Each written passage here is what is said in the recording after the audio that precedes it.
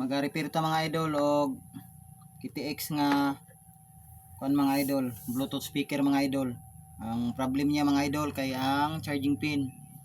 Ato ang solusyonan mga idol. Solusyonan nato og para magamit pa. Tapos ang atong ipuli nga charging pin mga idol, ang charger sa ispat mga idol. Yan. Mga ispat nga mga daot. Yan, pwede pa. Pwede pa ilis og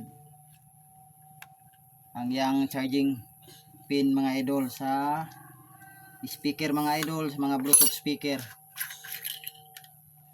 Ayan, dismantle lang. Tapos, ayan. Okay. Ayan.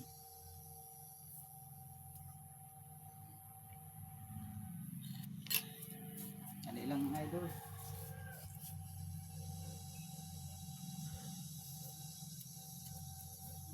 Ayan, wala na gamit na yung mga idol.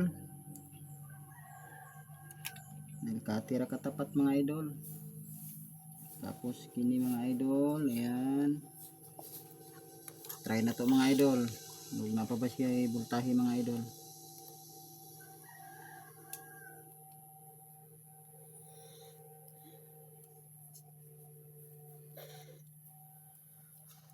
Nagloko na mga idol akong tester.